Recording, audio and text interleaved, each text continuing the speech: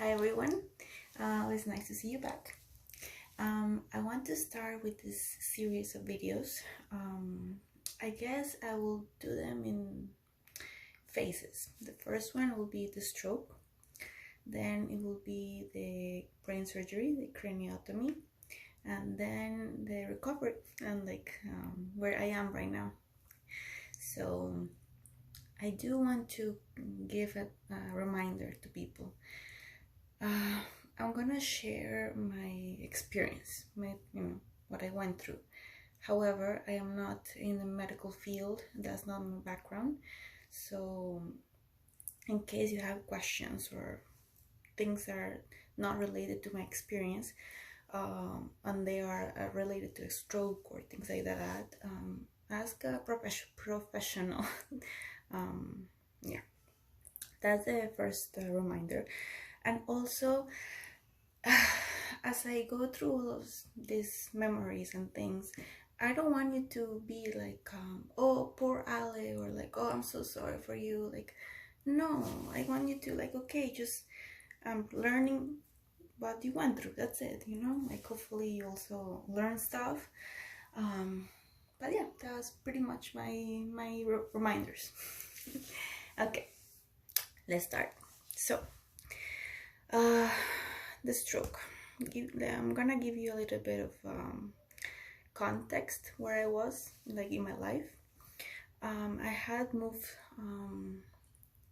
with my parents. I was moving back with my parents after with my master's, and because of COVID, like a lot of stuff happened. And okay, so that's one thing I want you to know. All right, so June 8th of 2021, that's when it happened. It's funny because that day I was actually driving. I was taking my mom to some stuff. Anyway, it was in the afternoon. I think I was around 5 or 6. I cannot remember very well. In the afternoon, my parents were not home. I was home by myself when I was actually in the living room. I was watching. I was reading my horoscope. I remember that. When all of a sudden I started feeling there was no pain. I never experienced pain. I just started experiencing like something is off, something's happening, like something is happening, pretty much.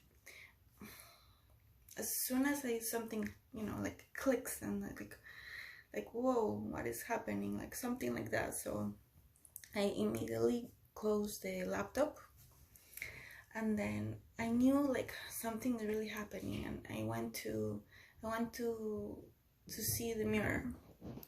I went to see the mirror, and I know something happened in my right side. I was noticing like something's weird, so I smiled, and when I smiled, my right side didn't smile back. It was like and then this down. It's hard to so I was like shit. I mean, wow. So yeah, I knew like, oh, something's wrong. So I started putting on my shoes, and I grabbed my bag with me. And then I started realizing that I wasn't able to move my right arm better. Like I was clumsy, and I'm like, so I went to the door of the apartment, and I sat down. There's a little chair where you can put your shoes on, and I knew I needed help. So what I did was take my phone with me, and I was trying to like enter my password, and I couldn't, because I try and try, but like I don't know. I remember seeing like fuzzy, and I was trying to enter the numbers, and I thought it was entering, but when I saw the screen, like nothing happened, like as if nobody was touching the screen. So I immediately like, okay, that's not something is really happening, and I was feeling like more and more sick, like more like something is more like yeah, I was feeling more sick. So you know, there's an emergency button in your phone. So I'm shaking.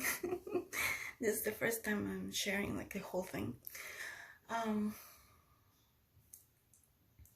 So I clicked the emergency button, and same thing, like I was trying to click and it didn't work.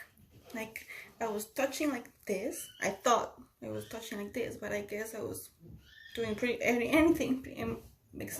everything except that. Okay. So remember, I am alone in the apartment. Like something is happening. So I realized I wasn't able to contact anybody in my phone. So what I did was get up. I was still able to move, like to walk. And I tried to open the door of the apartment with my right hand, and I couldn't. Oh, okay, not crying.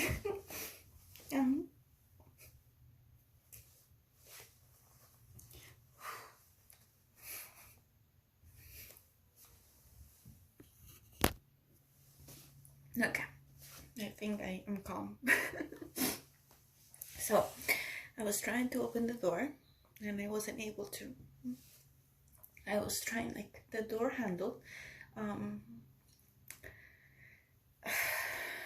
I will try to open and open my hand. By this point, it was gone pretty much. Like I remember seeing my hand like this, like I wasn't able to move. Like I would tell my hand like move, open, and I was like, imagine that this is the whole door handle, and I will do this, you know.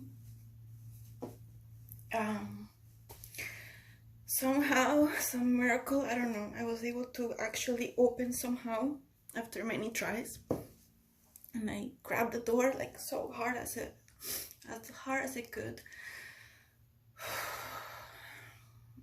And then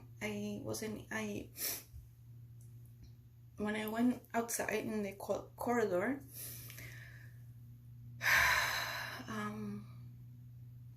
in that moment I wasn't able to stand up anymore. I had to sit down by the door, and I wasn't able to move. Like my hand was gone, my whole arm, like my right leg, I wasn't able to move. And I tried to yell, help, help, and I couldn't speak.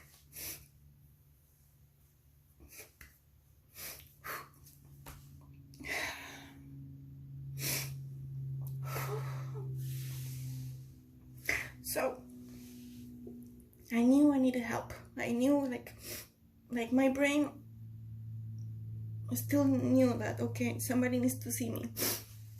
So I had my keys with me, and I wasn't able to make sound, but I took my left hand, I took the keys, and I started with the keys,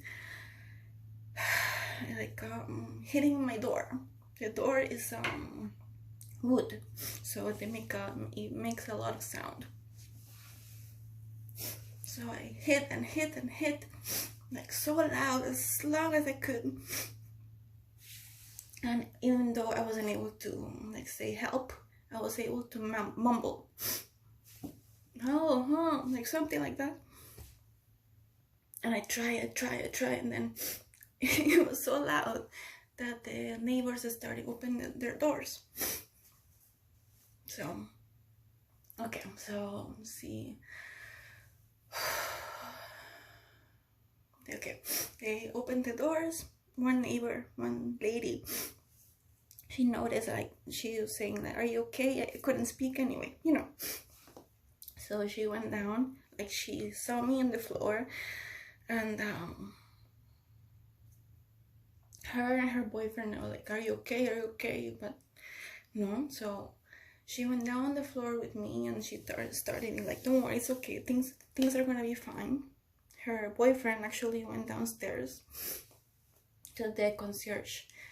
I don't know what happened, but like a couple minutes later, the boyfriend came back with the concierge, and the security person, he immediately knew something's really wrong. And what he did, he called 911. Even though all the neighbors were outside and they saw me like in really bad shape, nobody else called 911. Only the concierge. So if you see somebody in need of help, please call 911. It literally can save their lives. And I think he saved my life. Okay. So anyway, so the paramedics, they came to the building, and they told me, they took me to the hospital. And I remember in the ambulance, I think they thought I was on something, or I had a panic attack or something, because like they didn't, yeah, anyway. So they did a CT scan, and I remember the emergency doctor coming into the CT scan room after they did it, and he came to me. I was laying down in that bed, and he told me, Alejandra, you had a stroke. Okay, I think I'm gonna stop here because I'm already like tired. You can see like my speech is getting weird. And so we will continue with this memories and stuff in the next video.